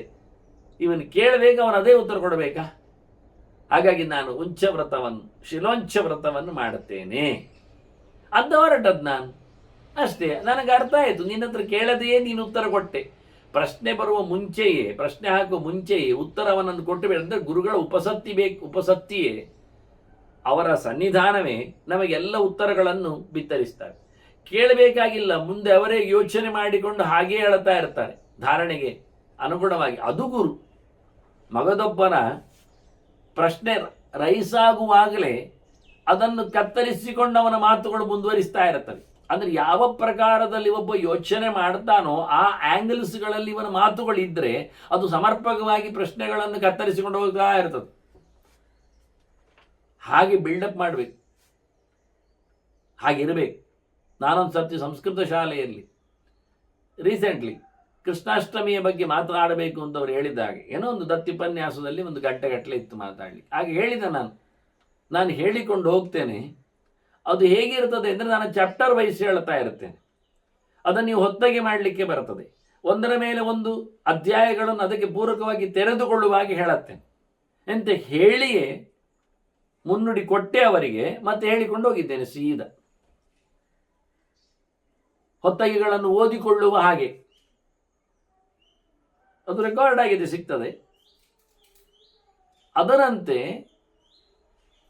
ಸಾಮಾನ್ಯವಾಗಿ ಶಿಷ್ಯನ ಮೋರೆ ನೋಡಿಯೇ ಅವನ ಪ್ರಶ್ನೆಯನ್ನು ಊಹಿಸಿಕೊಂಡು ಮುಂದಿನ ಮಾತುಗಳಲ್ಲಿ ಗುರುಗಳು ಉತ್ತರ ಕೊಡ್ತಾ ಬಂದರೆ ಅದು ನಿಜವಾಗಿ ಗುರು ಸತ್ಯ ಅಂತ ಅರ್ಥ ಅಲ್ಲಿ. ಹಾಗಾಗಿ ಇವನು ಸಿಕ್ಕಿಬಿಟ್ಟಿದ್ರೆ ಹೇಳಿಬಿಟ್ಟ, ನನಗೆ ಉತ್ತರ ಸಿಕ್ಕಿದೆ, ನಾನು ಉಂಚವೃತ್ತಿಯನ್ನು ಮಾಡುತ್ತೇನೆ, ಹಾಗಾಗಿ ನಾನು ಹೊರಡುತ್ತೇನೆ ಹೇಳಿದ್ದು ಹೊರಡ್ತಾ ಇದ್ದೇನೆ. ಆಮೇಂತರಯಾಮಿ ಭದ್ರಂತೆ ಕೃತಾರ್ಥೋಸ್ಮಿ ಭುಜಂಗಮ. ಅಯ್ಯ ಹಾವೇ, ನಾನು ಕೇಳಬೇಕಾದ್ದನ್ನು ಪಡೆಯಬೇಕಾದ್ದನ್ನು ಮಾಡಿ ಬೆಳೆದವ, ಕೇಳಿ ತಿಂದವ. ಹಾಗಾಗಿ ನನಗೀಗ ಕೃತಾರ್ಥ, ನನಗೆ ಸಿಕ್ಕಿತು. ಹಾಗಾಗಿ ನಾನು ಬರ್ತೇನೆ, ನಿನಗೆ ಒಳ್ಳೆಯದಾಗಲಿ ಹೇಳಿಕೊಂಡು ಹೊರಟ. ಈಗ ಆತ ಬಿಟ್ಟುಕೊಟ್ಟ ವಾಸ್ತವವಾಗಿ. ಇನ್ನೇನು ಚರ್ಚೆ ಇಲ್ಲ, ಆಯಿತು. ಕೇಳಬೇಕಯ್ಯೋ ನೀನೇನೋ ದುಡ್ಡು ಬೇಕು ಕೇಳಲಿಕ್ಕೆ, ಬಂಗಾರ ಮಣಿ ರಾಶಿ ಇವೆಲ್ಲ ಸಾಮಾನ್ಯವಾಗಿ ಇವುಗಳಲ್ಲಿ ಇರ್ತವೆ ನಾಗಗಳಲ್ಲಿ. ಹಾಗೆ ಇನ್ನೇನೋ ಕೇಳ್ತಾನೋ ಏನೋ ಬಂದಿದ್ದ ಅಂತ ಅನಿಸ್ತಿತ್ತು ಇವುಗಳಿಗೆ. ಇನ್ನು ಕೆಲವರೆಲ್ಲ ನಾಗನ ಹತ್ತಿರ ಹೋಗಿಕೊಂಡು ಹುಡುಗಿಯರನ್ನು ಕೇಳಿ ತಗೊಂಡು ಹೋಗಿದ್ದಾರೆ ನಾಗರದ್ದು. ಅಂಥವ್ರು ಮದುವೆ ಆದವರು ನರ್ಮದಾ ಇದ್ದಾಗೆ ಬೇಕಾದಷ್ಟು ಕಡೆಯಲ್ಲೆಲ್ಲ ಉಂಟದು. ಇದು ಏನೂ ಅಲ್ಲ. ಇವನ ಕತೆ ಭಾರಿ ಚೆನ್ನಾಗಿತ್ತು. ಇನ್ನು ಒತ್ತಾಯಕ್ಕೆ ಏನಿಲ್ಲ ಹೇಳಿ ನಾಗವನನ್ನು ಬೀಳ್ಕೊಟ್ಟಿದ್ದಾನೆ, ಬ್ರಾಹ್ಮಣ ಹೊರಟಿದ್ದಾನೆ ಅಂತ ಹೇಳಿ ಕಥೆಯನ್ನು ಭೀಷ್ಮರು ಮುಂದುವರಿಸ್ತಾ ಇದ್ದಾರೆ ಧರ್ಮರಾಜನಿಗೆ. ಅವ ಬಂದವ ಸೀದಾ ಸುಲಭ ಆಗ್ತದ? ಅದಕ್ಕೆ ಯಾರದ್ದು ಅನುಮತಿ ಪಡೆಯುದು ಬೇಡವಾ? ಅದಕ್ಕೊಂದು ವಿಧಾನಗಳನ್ನು ಕಲೀಲಿಕ್ಕಿಲ್ವ, ಹೇಳಲಿಕ್ಕಿಲ್ವ? ಹಾಗಾಗಿ ಚವನರಲ್ಲಿಗೆ ಬಂದ. ಚವನ ಋಷಿಗಳು ಒಳ್ಳೆ ಆಯ್ಕೆ ಮಾತ್ರ ಚೆನ್ನಾಗಿದೆ. ದೀಕ್ಷಾಕಾಂಕ್ಷಿ ತದಾ ರಾಜನ್ ಚವನಂ ಭಾರ್ಗವಂ ಶ್ರಿತಃ. ಭೃಗುವಂಶದಲ್ಲಿ ಬಂದಿರತಕ್ಕಂಥ ಚವನ ಅವನಲ್ಲಿ ಕೇಳಿಕೊಂಡ. ಒಳ್ಳೆ ಆಯ್ಕೆ. ಚವನರು ಒಂದು ದೃಷ್ಟಿಯಿಂದ ರೋಗಹರ, ಚಿಕಿತ್ಸೆಯೆಲ್ಲ ಗೊತ್ತಿದ್ದವರು. ಹಾಗಾಗಿ ಯಾವ ಪ್ರಕಾರದಲ್ಲಿ ಎಲ್ಲ ರೋಗಗಳು ಬರುವಂಥದ್ದು ಹೊಟ್ಟೆ ಹೆಚ್ಚು ಕಡಿಮೆಯಲ್ಲಿ ಅಜೀರ್ಣ ಪ್ರಭವ ರೋಗಾ ಅಂತಾರೆ. ರೋಗಗಳ ಉತ್ಪತ್ತಿಯ ಸ್ಥಾನ ಯಾವುದು ಕೇಳಿದರೆ, ಉಂಡ ಆಹಾರ ಸರಿಯಾಗಿ ಡೈಜೆಷನ್ ಆಗದೇ ಇದ್ದಾಗ ರೋಗಗಳು ಉತ್ಪತ್ತಿ ಆಗ್ತವೆ ಅಂತ ಕ್ರಮ. ಹಾಗಾಗಿ ಉಂಡ ಆಹಾರಗಳ ಮೇಲೆ ನಮ್ಮದು ನಿಗಾ ಇರಬೇಕಾದ್ರೆ ಆಹಾರ ಪದ್ಧತಿಯ ಮೇಲೆ ನಾವು ಸರಿಯಾಗಿ ಗಮನಿಸಬೇಕು. ಹಾಗಾಗಿ ಚವನರು ಒಳ್ಳೆ ಪ್ರಕಾರದಲ್ಲಿ ಆರೋಗ್ಯವನ್ನು ಹೇಳಿಕೊಡುವಲ್ಲಿ ಅಶನಪಾನದ ಬಗ್ಗೆ ಅನುಪಾತವನ್ನು ಹೇಳುವವರು. ಹೀಗಾಗಿ ಅವರಲ್ಲಿ ದೀಕ್ಷೆ ಪಡೆಯಲಿಕ್ಕೆ ಬಂದಿದ್ದೇನೆ ಅಂದ. ಅವರು ಅವನಾಗ ಗುರುಗಳಿದ್ದಾಗೆ. ಹಾಗಾಗಿ ಅವರಲ್ಲಿ ಹೋಗಿ ಕತೆ ಹೇಳ್ತಾನೆ, ನನಗಿಂಥ ವ್ರತ ಮಾಡಲಿಕ್ಕೆ ಉಂಟು ಅಂತೇಳಿ. ಸರಿ, ಇಂಥವರು ಅಲ್ಲಿಂದ ದೀಕ್ಷೆ ಪಡಿತಾರೆ. ಅದನ್ನು ಡಿಟೇಲ್ ಆದ ಕಥೆಯನ್ನು ಭೀಷ್ಮರು ಹೇಳಿರುವುದಿಲ್ಲ, ನಡೆದ ಘಟನೆ ಏನಾಗಿದೆ ಅಂತ. ಅಂತೂ ಬ್ರಾಹ್ಮಣನ ಹಿಂದಕ್ಕೆ ಅವರು ಬಿದ್ದಿದ್ದಾರೆ. ಹೀಗೆ ನಿಜವಾಗಿ ಆ ಕಥೆಯನ್ನು ಪೂರ್ತಿ ಅವನು ಹೇಳಿದ್ದರಿಂದ ಚವನನಿಗೆ ಒಂದು ಅಂಶ ಹೆಚ್ಚು ಸಿಕ್ಕಿತು. ಎಲ್ಲ ಕಥೆ ಆಗುವುದೆಲ್ಲ ಹೀಗೆ. ಆರೋಗ್ಯದ ಅಂಗಳಕ್ಕೆ ನಾವು ನಿಂತರೆ ಒಳ್ಳೆಯ ವೈದ್ಯ ಏನು ಮಾಡ್ತಾನೆಂದರೆ, ಅವನು ನಿಜವಾಗಿ ಕೇಳಿಕೊಳ್ಳುತ್ತಾನೆ, ರೋಗಿಯನ್ನು ಅನಾಲಿಸಿಸ್ ಮಾಡುತ್ತಾನೆ, ಅವನ ಮನಸ್ಸನ್ನು ಕಕ್ಕಿಸ್ತಾನೆ, ಬಿಚ್ಚಿಸ್ತಾನೆ, ಅವನಲ್ಲಿ ಹೇಳಿಸ್ತಾರೆ ಏನೆಲ್ಲ ಹೇಗೆ ಆಯಿತು ಎಂಥದ್ದು ಎಲ್ಲ ಅಂತ. ಹಾಗೆ ಬಹಳ ಚಂದವಾಗಿ ಅವನು, ನಾನು ಹೀಗೀಗೆ ಹೋಗಿಕೊಂಡು ಕೇಳಿಕೊಂಡವ, ನನಗೊಂದು ಉಂಚ ವೃತ್ತಿಯ ಬ್ರಾಹ್ಮಣನ ಕಥೆ ಸಿಕ್ಕಿದೆ, ಸೂರ್ಯಲೋಕದ ವ್ಯವಸ್ಥೆ ಇದು, ಪದ್ಮನಾಗ ಹೇಳಿದ್ದು ಅಂತ ಚಾಪ್ಟರ್ ಪೂರ ಹೇಳಿದ. ಎಲ್ಲ ಹಿಂದೆಲ್ಲ ಮುಚ್ಚುಮರೆ ಇಲ್ಲ ರೀ, ಮೋಸಗೀಸೆಯಲ್ಲಿ ಇಲ್ಲ. ಇದು ನನಗೆ ಸಿಕ್ಕಿತು, ಇದು ನಾನು ಕೇಳಿದೆ, ಹಾಗೆ ಹೇಳೋದಿಲ್ಲ. ಯಾರು ಹೇಳಿದ್ದು, ಎಲ್ಲಿ ಹೇಳಿದ್ದು, ಯಾಕೆ ಹೇಳಿದ್ದು, ಎಲ್ಲ ಡಿಟೇಲ್ ಬಾಯಿ ಬಿಟ್ಟು ಸ್ಪಷ್ಟ ಹೇಳ್ತಾರೆ. ನನಗೆ ಹೇಳಿದವ ಪದ್ಮನಾಗ, ಅವನು ಕಂಡದ್ದು ಸೂರ್ಯಲೋಕದಲ್ಲಿ, ನಾನು ಕೇಳಿದ್ದು ಅತಿಥಿಯಲ್ಲಿ, ನನಗೆ ಅವನ ಜಾಗ ಹೇಳಿಕೊಟ್ಟವ ಇವ, ನಾನು ಇಂಥವನು, ಎಲ್ಲ ಧರ್ಮಾರಣ್ಯ ಎಲ್ಲ. ನಾವಿವತ್ತು ಮಾತ್ರ ಮೋಸ ಮಾಡೋದು, ಎಲ್ಲಿಯೂ ಕೇಳುವುದು, ಯಾರದ್ದೋ ತಿಳಿಯುವುದು, ಮತ್ತು ಅಲ್ಲಿಂದ ಕದ್ದು ಮತ್ತೊಬ್ಬರಿಗೆ ನಾನೇ ನೋಡಿದ್ದು, ನನಗೇ ಸಿಕ್ಕಿದ್ದು, ನನಗೇ ಎಲ್ಲ ಗೊತ್ತುಂಟು ಅಂತ ಹೇಳಿಕೊಂಡು ದೊಡ್ಡ ಸಂಗತಿಯಾಗಿ ಮತ್ತೆ ಬಾಯಾರಿಸುವುದು. ಸುಮ್ಮನೆ ಹೇಳಿ ಬರ್ಬೋದಿತ್ತು, ಅದಲ್ಲದಿದ್ದು ನನ್ನದು ಅಂತ ಹೇಳಿಕೊಂಡು. ನಾನು ಕೆಲವೆಲ್ಲ ಅನಂತೇಶ್ವರದಲ್ಲಿ, ಉಡುಪಿಯ ದೇವಸ್ಥಾನದಲ್ಲಿ ಕೆಲವು ಹಬ್ಬಗಳ ಬಗ್ಗೆ ಕೆಲವೆಲ್ಲ ಕ್ಲಿಪ್ಪುಗಳನ್ನು ಹಾಕುವುದುಂಟು, ಬ್ಯಾನರ್. ಇದು ಕೆಲವೊಮ್ಮೆ ಬೇರೆ ಕಡೆಯಲ್ಲಿ ಭಾಳ ಚಂದವಾಗಿ ಬ್ರಾಡ್ಕಾಸ್ಟ್ ಆಗಿದೆ ಬ್ಯಾನರ್, ಆಗಲಿ ಸಂತೋಷ, ಅದು ಆಗಬೇಕಾದ್ದೇ ಅಲ್ವ. ಆದರೆ ಏನಾಗಿದೆ ಅಂದರೆ ಕಡೆಯ ಸಾಲು ಇಲ್ಲದೆ ಆಗಿದೆ ಬ್ರಾಡ್ಕಾಸ್ಟ್. ಕಡೆಯ ಸಾಲಲ್ಲಿ ಏನಿತ್ತು ಅಂದರೆ ಸಂಗ್ರಹ ಮಾಡಿದ್ದು ನಾನು ಅಂತ ಇತ್ತು, ಅದು ಹಾಕಬೇಕು ಅಂತ ಹೇಳಿದ್ದಾರೆ. ಹಾಗೆ ಜನ ಯಾಕೆ ಮತ್ತೆ ಯಾರು ಹಾಕಿದ್ದು ಆಗಬಾರ್ದು ಇನ್ನೇನು ಅಂತ. ಯಾಕೆಂದರೆ ಬ್ರಹ್ಮಕುಮಾರಿಯವರೆಲ್ಲ ಬಾಯಿ ಬಂದಾಗೆಲ್ಲ ಹಾಕಿ ಹೋಗ್ತಾರೆ, ಪ್ರದಕ್ಷಿಣೆ ಯಾಕೆ ಬರುವುದು ಗೊತ್ತುಂಟಾ ಅಂತೆಲ್ಲ ಹಾಕಿಕೊಂಡು ಕೆಲವು ಕಡೆಯಲ್ಲಿ ಬ್ರಾಡ್ಕಾಸ್ಟ್ ಮಾಡ್ತಾರೆ ಅವರು. ಹಾಗೆ ಆಗದಿರಲಿ ಹೇಳಿಕೊಳ್ಳುವ ನೆಲೆಯಲ್ಲಿ ಅವರು ಯಾರು ಹಾಕಿದ್ದು ಅಂತ ಕೇಳಿಕೊಳ್ಳಿಕ್ಕೆ ಒಂದು ಅಪ್ಪ ಅಮ್ಮ ಬೇಕಲ್ಲ. ಹಾಗೆ ಹಾಕಿದರೆ ಇವರು ಬೇರೆ ಕಡೆಯಲ್ಲಿ ಆ ಬ್ಯಾನರನ್ನು ತದ್ವತ್ ಅಕ್ಷರಗಳ ಜೊತೆಯಲ್ಲಿ ಪ್ರಮಾಣಗಳ ಹಿನ್ನೆಲೆಯಲ್ಲಿ ಹಾಕಿಬಿಟ್ಟು ಕೆಳಗಿನ ಒಂದು ಗೆರೆಯನ್ನು ಮಾತ್ರ ಡಿನೈನ್ ಮಾಡಿದ್ದಾರೆ, ಡಿಲೀಟ್ ಮಾಡಿದ್ದಾರೆ. ಇರಲಿ, ಪರವಾಗಿಲ್ಲ, ಯಾರು ಕೊಟ್ಟದ್ದು ಅಂತ ಬೇಕಾಗಿಲ್ಲ, ವ್ಯಾಸರು ಕೊಟ್ಟದ್ದು ಎನ್ನುವುದರಲ್ಲಿ ಸಾಕಾಗ್ತದೆ ತಾತ್ಪರ್ಯ. ಆದರೆ ಅದರ ಬದಲಿಗೆ ಅವರ ಹೆಸರು ಹಾಕೊಂಡಿದ್ದಾರೆ. ಇದು ಮಾತ್ರ ತೀರಾ ಅನ್ಯಾಯ. ಯಾರು ಕೇಳಿದ್ರು, ಮತ್ತೆ ನಾನೇನು ಹೇಳಲಿಲ್ಲ, ಕೇಳಲಿಲ್ಲ, ಯಾರೋ ನನ್ನ ಹತ್ರ ಹೇಳಿದ್ದಕ್ಕೂ ನಾನೇನು ಕೇಳಲಿಲ್ಲ. ಆದರೆ ಅವರೇ ಯಾರೋ ಕೇಳಿದರು, ಇದು ಇಂಥ ಕಡೆಯ ಬ್ಯಾನರ್ ಅಲ್ವಾ, ಇದು ಇಂಥವರು ಬ್ರಾಡ್ಕಾಸ್ಟ್ ಮಾಡಿದ್ದಾರಲ್ಲ, ಇದು ನೀವು ಹೇಗೆ ಹಾಕ್ಕೊಂಡಿದ್ದೀರಿ ಅಂತ ಕೇಳಿಬಿಟ್ರು. ಕೊನೆಗೆ ಅವರು ಕೂಡಲೇ ಅದನ್ನು ರಬ್ ಮಾಡಿ ತೆಗೆದುಹಾಕಿ ಅದರ ಕೆಳಗೆ ಅವರ ಹೆಸರು ನನ್ನ ಹೆಸರು ಎರಡು ಹಾಕ್ಕೊಂಡಿದ್ದಾರೆ. ಮತ್ತೆ ಅದು ನಾನು ಮತ್ತೆ ಅವರು ಒಂದು, ಇದು ಒಳ್ಳೆ ಕಥೆ ಆಯ್ತಲ್ಲ. ಮತ್ತೆ ಪುನಃ ಇನ್ನೊಬ್ಬ ನೋಡಿದ ಅವನದ್ದು ಸೇರಿಸಿಕೊಳ್ತಾನೆ. ಕೊನೆಗೆ ಬ್ಯಾನರ್ ಸಣ್ಣದಾಗ್ತದೆ, ಹೆಸರಿನ ಪಟ್ಟಿಯೇ ಉದ್ದಾಗ್ತದೆ. ಹೀಗೆಲ್ಲ ಸತ್ಯವನ್ನು ಅದಕ್ಕೆ ಅವನು ಹೇಳಿದ್ದು ದೇವತೆಗಳು, ಇವರೆಲ್ಲ ಸುಳ್ಳರಿದ್ದಾರೆ, ನಾನು ಹತ್ತಿರ ಬರುವುದಿಲ್ಲ, ಸುಳಿಯುವುದಿಲ್ಲ ಅಂತ. ಸುಳ್ಳರ ಹತ್ತಿರದಲ್ಲಿ ಸುಳಿಯಲಾರೆವು ಅಂತೇಳಿ ಇದೇ ಕ್ರಮ ನಾನು ಹೇಳಿದ್ದು. ಇಂಥದ್ದು ಬೇಕಾದರೆ ಇದು ಸಣ್ಣದ್ದು ವಿಷಯಗಳು. ಇಂಥದ್ದು ಕಂಡಾಬಟ್ಟೆ ಇವೆ ಅಲ್ಲ ಬಿಡಿ. ನಾನು ಮಾಡಿಕೊಟ್ಟ ಶ್ಲೋಕವನ್ನೇ ನನ್ನ ಹತ್ತಿರದಲ್ಲಿ ವೆರಿಫಿಕೇಶನ್ ತಂದಿದ್ದಾರೆ. ಎಲ್ಲಿಯೂ ಹೋಗಿ ಅದು ಬಂದದ್ದು ಗೊತ್ತಿಲ್ಲ ಅವರಿಗೆ. ಅದು ಆಶ್ಚರ್ಯ. ಯಾವನೊಬ್ಬ ಮದುವೆ ಆಗ್ತೇನೆ ಅಂದ, ಸರಿ ಅಂದೆ. ಮದುವೆಗೆ ಒಂದು ಶ್ಲೋಕ ಮಾಡಿಕೊಡಿ ಅಂತ ಅವರಿಗೆ ಸಂಬಂಧಪಟ್ಟಂತೆ, ಅಂದರೆ ಅಲ್ಲಿಯ ವ್ಯಕ್ತಿಗಳನ್ನು ಸೇರಿಸಿಕೊಂಡೆಲ್ಲ ಸರಿ ಇಂದ ಅವರಿಗೊಂದು ಶ್ಲೋಕದಲ್ಲಿ ಮದುವೆಯನ್ನು ಆಹ್ವಾನ ಮಾಡುವಂತೆ ಅವರ ಪರ್ಸನಲ್ ಅವರಿಗೊಂದು ಮಾಡಿಕೊಟ್ಟೆ. ಅದನ್ನವ ಇನ್ಯಾರಿಗೂ ಒಬ್ಬ ವ್ಯಾಕರಣ ತಜ್ಞನಿಗೆ ತೋರಿಸಿದ, ಮೊದಲು ಕಾವ್ಯ ತಜ್ಞನಿಗೆ ತೋರಿಸಿದ. ಅವರಲ್ಲಿ ಕಾವ್ಯಾತ್ಮನ ಶೈಲಿಗಳು ಹೇಗೆ ಉಂಟು ಎಲ್ಲ ಹೇಳಿ ಅವನಿಗೆ ಕನ್ವಿನ್ಸ್ ಮಾಡಿಸಿದ್ದು. ಖುಷಿ ಆಯಿತು ಅವರಿಗೆ. ಅಲ್ಲಿಂದ ಅವನು ವ್ಯಾಕರಣ ತಜ್ಞರೇ ಅವನು ಮತ್ತೆ ಹೇಳಿದರು, ಕಾವ್ಯ ತಜ್ಞ, ಅದನ್ನು ಈ ಅಂಶಗಳು ಈ ಶಬ್ದಗಳು ಸ್ವಲ್ಪ ನನಗೆ ಡೌಟೆಡ್ ಇದೆ, ಅದು ವ್ಯಾಕರಣಕ್ಕೆ ಅಂತ ವ್ಯಾಕರಣ ತಜ್ಞರಲ್ಲಿ ಕೇಳಿದ. ವ್ಯಾಕರಣ ತಜ್ಞರು ಅದನ್ನೆಲ್ಲ ಭಾರಿ ಗಂಭೀರವಾಗಿ ಪರಿಗಣಿಸಿ ಕೊನೆಗೆ ಇದು ಸಮ ಇಲ್ಲ ಹೆಚ್ಚಿನ ಅಂಶ, ಇದು ತಪ್ಪಾಗಿದೆ ಈ ಅಂತ ಹೇಳಿಕೊಂಡು ಅವನ ಹತ್ರ ಹೇಳದೆ ಅವರು ಇನ್ನೊಬ್ಬರ ಮಾಧ್ಯಮದಲ್ಲಿ ನನಗೆ ಕಳಿಸಿದ್ರು. ಇದೇನಾದರೂ ಗೊತ್ತಾಗುವುದಾದರೆ ಶ್ಲೋಕಗಳ ವರಸೆಯಲ್ಲಿ ಶಬ್ದಗಳ ಜಾಲರಿಗಳು ಡಿಕೋಡ್ ಮಾಡುವ ರೀತಿ ಗೊತ್ತಿದ್ರೆ ಅದು ರಾಮನಾಥಾಚಾರ್ಯ ಮಾತ್ರ ಗೊತ್ತಿದೆ ಹೇಳಿಕೊಂಡು ಅವರು ಕೊಟ್ಟು ಕಳಿಸಿದ್ದಾರೆ ನನ್ನ ಹತ್ರ. ನಾನು ಅದನ್ನು ನೋಡಿಕೊಳ್ಳೆ. ನೋಡುವಾಗ ನಾನು ಯೋಚನೆ ಮಾಡಿದೆ, ಮಾರಾಯ ಇದು ನಾನೇ ಮಾಡಿಕೊಟ್ಟು ಕಳಿಸಿದ್ದು, ಅವರ ಹತ್ರ ಹೇಳಲಿಲ್ಲ ಅದನ್ನು, ಇದು ನಾನೇ ಮಾಡಿಕೊಟ್ಟು ಕಳಿಸಿದ್ದು, ಇದು ನನ್ನ ಹತ್ರ ವೆರಿಫಿಕೇಶನ್ಗೆ ಬಂದಿದೆ. ಇದು ಒಂದು ವಾರದ ಇನ್ವಿಟೇಷನ್ ಪ್ರಿಂಟ್ ಆಗುವ ಮೊದಲ ಕಥೆಗಳು. ನನಗೆ ಅತ್ಯಾಶ್ಚರ್ಯ ಆಯಿತು, ಇಲ್ಲ ಹೀಗೂ ಉಂಟೆ ಅಂತ. ನನ್ನ ಹತ್ರ ಅವನು ಕ್ಲಾರಿಫಿಕೇಶನ್ ಮಾಡಿಕೊಳ್ಬೋದಿತ್ತಲ್ಲ, ಅರ್ಥ ಮಾಡಿಕೊಳ್ಬೋದಿತ್ತ. ಬುದ್ಧಿವಂತಿಕೆ. ಯಾಕೆಂದರೆ ಅವನು ಯಾರ ಹತ್ರವೂ ಹೇಳಲಿಲ್ಲ ಇದು ರಾಮನಾಥಾಚಾರ್ಯ ಮಾಡಿಕೊಟ್ಟದ್ದು ಅಂತ, ಅವನು ತಾನೇ ಮಾಡಿದ್ದು ಅಂತ ಹೇಳಿಕೊಂಡು ಅವರ ಹತ್ರ ಎಲ್ಲ ಬೀಗಿ ಬಿಟ್ಟಿದ್ದಾನೆ. ಕೊನೆಗೆ ಮದುವೆ ಆಗೋ ಹುಡುಗಿಗೂ ತಾನೇ ಮಾಡಿದ ಶ್ಲೋಕ ಇದು ಅಂತ ಹೇಳಿಕೊಟ್ಟದ್ರಿಂದ ನಾಳೆ ಮರ್ಯಾದೆ ಹೋಗಿಬಿಟ್ರೆ, ಈಗೆಲ್ಲ ನಿಮಗೆ ಬರ್ತದ ಮಾರಾಯರೆ, ಒಳ್ಳೆ ಟ್ಯಾಲೆಂಟ್ ಇದ್ದೀರಿ ಅಂತ ಅವಳು ಹೇಳಿಕೊಂಡು ನಂಬಿದ್ದಾಳೆ ಕಾಣ್ತದೆ, ಸಮುದ್ರದ ಹತ್ತಿರ ಬಂದಿದ್ದಾಳೇನು ಪುಣ್ಯಕ್ಕೆ. ಇವ ಈಗ ಸಿಕ್ಕಿ ಬಿದ್ದ. ನಾನು ಅವರಿಗೆ ಹೇಳಿದೆ, ನನಗೆ ವೆರಿಫಿಕೇಶನ್ ಕಳಿಸಿಕೊಟ್ಟವ್ರ ಹತ್ರ ಹೇಳಿದೆ, ಇದು ನನ್ನದೇ ಶ್ಲೋಕ, ಇದು ಯಾಕೆ ಏನು ಸಮ ಇಲ್ಲ ಏನು ಅಂತ ನಾನು ಇಲ್ಲಿ ಹೇಳಲಿಕ್ಕೆ ಬರುವುದಿಲ್ಲ, ಹೇಳಿಕೊಡುವುದಿಲ್ಲ. ಯಾಕೆ ಅಂದರೆ ಇದು ಮಾಡಿದವರು ಯಾರು ಅಂತ ಪ್ರತ್ಯಕ್ಷ ಅವ್ರಿಗೆ ಹೇಳಿಕೊಳ್ಳಿ, ಆಗ ಅದು ಯಾಕೆ ತಪ್ಪು ಅಂತ ಅವರ ಹತ್ರ ಕೇಳಲಿಕ್ಕೆ ಆಗುತ್ತೆ ಅಂತ ಬೂಮೆರಾಂಗ್ ಕಳಿಸಿದ್ದೆ. ಸಿಕ್ಕಿ ಬಿದ್ದವ ಕೊನೆಗೆ. ಅಯ್ಯೋ ಹೇಳಿಕೊಂಡು 4 ಜನರು ಮತ್ತೆ ಒಟ್ಟು ಬಂದು ಕೊನೆಯವರಿಗೆ ಹೇಳಿದೆ ಹೀಗೆ ವ್ಯಾಕರಣದ ಕ್ರಮ ಹೀಗೆ ಇದೆ ಅಂತ. ನಾನು ಎಷ್ಟೋ ಕಡೆ ನಾನು ಹೆಚ್ಚಾಗಿ ರೆಫರ್ ಮಾಡುವಂಥದ್ದು ಕಾಶಕೃಷ್ಣ. ಹೀಗಾಗಿ ಅದರ ಆಧಾರದ ಮೇಲೆ ಕೆಲವು ಶಬ್ದಗಳ ಬದಲಾವಣೆಗಳು, ಧಾತುಗಳ ಚಿಂತನೆಗಳೆಲ್ಲ ಮಾಡುವುದುಂಟು. ಹೀಗಾಗಿ ಸಿಕ್ಕಿ ಬೀಳ್ತಾರೆ ಅವರೆಲ್ಲ, ಬಿಡಿ ಹಾಗೆ ಕೊಟ್ಟು ಕಳಿಸಿದೆ. ಇಂಥದ್ದು ಆಗಬಾರದು ಅಂತೇಳಿ ಆ ಕಥೆಯ ಪೂರ್ಣ ಚರಿತ್ರೆಯನ್ನು ಚಮನರು ನಾರದರಿಗೆ ಹೇಳಿದರು.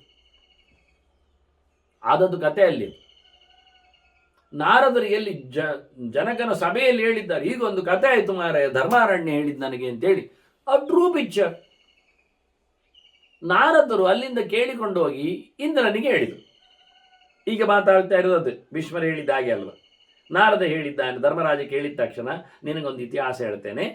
ಇಂದ್ರ ಕ್ಯೂರಿಯಾಸಿಟಿಯಲ್ಲಿ ನಾರದರಲ್ಲಿ ಕೆಲವು ಕ್ವಶನ್ ಮಾಡಿದ್ದಾನೆ, ನಾರದರು ಈ ಕಥೆ ಹೇಳಿದ್ದಾರೆ ಅಂತ ಹೇಳ್ತಾ ಇರೋದು ನಾರದರ ಕಥೆಗೆ. ನಾರದರ ಆ ಕಥೆಯನ್ನು ಇಂದ್ರನಿಗೆ ಹೇಳಿದರು.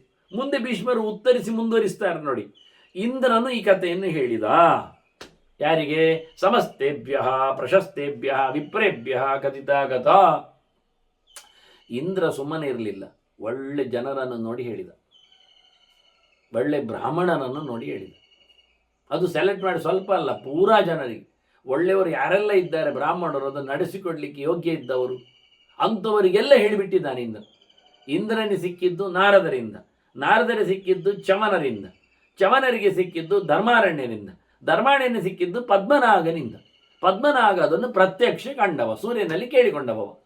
ಆ ವಿಷಯವನ್ನು ಸೂರ್ಯನೇ ಹೇಳಿದ, ಬ್ರಾಹ್ಮಣ ಯಾರು, ಹೇಗೆ ಬಂದ ನನ್ನ ಮಂಡಲಕ್ಕೆ ಅಂತ. ಹೀಗಾಗಿ ನಡೆದ ಘಟನೆಯ ವ್ಯವಸ್ಥೆಗಳು ಇದಾಗದ್ರೆ ಭೀಷ್ಮರಿಗೆ ಹೇಗೆ ಸಿಕ್ಕಿತ್ತು ಹೇಳ್ಬೇಕಲ್ಲ. ಅದಕ್ಕೆ ಭೀಷ್ಮರು ಹೇಳ್ತಾರೆ, ಹಂಗೆ ಸಿಕ್ಕಿದ್ದು ಮಾರೇ ಪರಶುರಾಮನ ಗಲಾಟೆಯಲ್ಲಿ ಅಂದ. ನಾನು ಪರಶುರಾಮನ ಹತ್ರ ಅಂಬೆ ಗಲಾಟೆಯಲ್ಲಿ ಹೋರಾಟ ಮಾಡಿದ್ನಲ್ಲ, ಯುದ್ಧ ಆಗುವಾಗ ನಾನು ಕಮ್ಮಿಯ ಯುದ್ಧ ಜೋರು ಮಾಡ್ತಿದ್ದೆ. ಜೋರು ಮಾಡುವಾಗ ಯುದ್ಧ ಮಾಡುವಾಗ ವಸುಗಳೆಲ್ಲ ಬಂದು ಹೇಳಿದ್ದು ನಾನು, ವಸಭಿಶ್ಚ ಕಥಾರಾಜನ್ ಕಥೇಯಂ ಕಥಿತಾ ಶುಭ ತಥಾರಾಜನ್. ಹೀಗೆ ಕ್ಲಿಯರ್ ಪಿಕ್ಚಾಗಿ ನಾನು ಕೊಟ್ಟದ್ದು ನನ್ನ ಟ್ರೂಫಿನವರೇ. ನಾನು ಒಬ್ಬ ವಸು, ಕೊನೆಯಲ್ಲಿ ಇಲ್ಲಿ ಉಳಿದವ. 7 ಜನ ಬಂದು ಹೋದವರು. ಹಾಗಾಗಿ ಉಳಿದ 7 ಜನರು, ಆಗ ಮೂಲ ರೂಪದಲ್ಲಿದ್ದವನು ಬಂದಿದ್ದಾನೆ, ಇಲ್ಲ ಅಲ್ಲ ಇವ ಆಂಶಿಕ, ಅವರೆಲ್ಲ ಬಂದು ಸೇರಿ ನನ್ನ ಹತ್ರ ಹೇಳಿದ್ದು, ನೀನು ಮಾರಾಯ ವಸು ಇದ್ದಿ, ನೀನು ನಮ್ಮ ಮನೆ, ನಿಜವಾಗಿ ಹೀಗೆಲ್ಲ ಹೋರಾಟ ಮಾಡೋದು ಹೇಳಿಸಿದ್ದಲ್ಲ ನಮಗೆ. ಒಳ್ಳೆ ವೃತ್ತಿಯನ್ನು ನಡೆಸಬೇಕಾದ್ದು. ನೋಡಿ ಇಂಥ ಕತೆ ನೋಡಿ, ಇವನ ಉಚ್ಚ ವೃತ್ತಿ, ಅವನ ಕತೆ ಕೇಳು, ಏನು ಎತ್ತರದಲ್ಲಿ ಇರ್ತಾನೆ. ನಿಮ್ಮ ಗುರುಗಳು ಮತ್ತೆಂಥದ್ದು ಈ ನಮ್ಮನೆ ಇರುವವರಲ್ವಾ? ಹೇಳಿಕೊಂಡು ನನಗೆ ಕತೆ ಹೇಳಿದವರು ವಸುಗಳು. ನಿಮಗೀಗ ನಾನು ಕತೆ ಹೇಳ್ತೇನೆ, ನನಗೆ ಹೇಳುವಾಗ ಕಥೆಯನ್ನವರು ಇಲ್ಲ ಯಾರೆಲ್ಲ ಹೇಳಿದ್ದಾರೆ, ಎಲ್ಲ ಹೇಳಿದ್ದಾರೆ ಡೀಟೇಲ್. ಅದು ನಾನು ನಿಮ್ಗೆ ಎಲ್ಲ ಡೀಟೇಲ್ ಹೇಳಿದ್ದು. ನಾನು ಇದು ನನ್ನ ಕಥೆ ಅಲ್ಲ, ನನ್ನ ವಸುಗಳ ಕಥೆಯೂ ಅಲ್ಲ, ಇದು ನಾರದರ ಕಥೆಯೂ ಅಲ್ಲ ಇದು. ಹಾಗಾಗಿ ನಾನು ಪೂರ್ಣವಾಗಿ ಒಂದು ಕತೆ ಬರುವ ಕತೆ ನೋಡಿ ಎಷ್ಟು ಚೆನ್ನಾಗಿರ್ತದೆ ಅಂತ.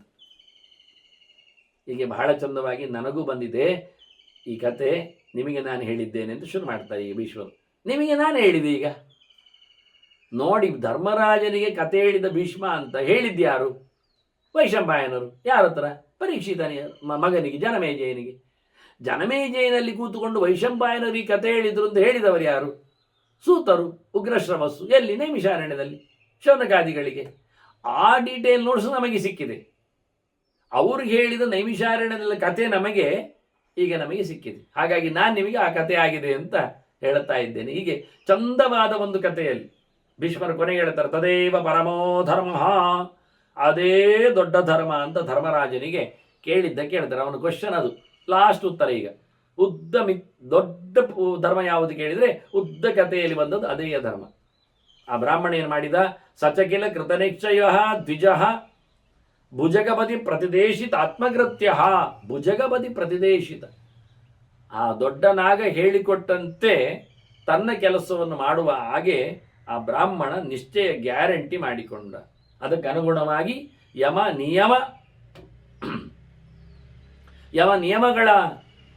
ನಿಯಮಗಳನ್ನು ಅತ್ಯಂತ ಸಹಿಸಿಕೊಂಡು, ಯಮ ನಿಯಮ ಸಹ ಸುಲಭ ಇಲ್ಲ. 3 ಹೊತ್ತು ಸ್ನಾನ ಮಾಡುವುದಾಗಲಿ, ಕಾಡಿನಲ್ಲಿ ಒಬ್ಬನೇ ಜಪ ಮಾಡುವುದಾಗಲಿ, ಬಿದ್ದ ಹಕ್ಕಿಯ ಎಕ್ಕಿಕೊಳ್ಳುವ ಹೊತ್ತಿನಲ್ಲಿ ಹೋಗಿ ಕಾಳುಗಳನ್ನು ಅರಸಿ ತಿಂದು ಬದುಕುವ ಕಥೆಯಾಗಲಿ ಸುಲಭ ಇಲ್ಲ ಇದು. ಅದನ್ನು ಬಹಳಷ್ಟು ಗಟ್ಟಿ ಮಾಡಿಕೊಂಡು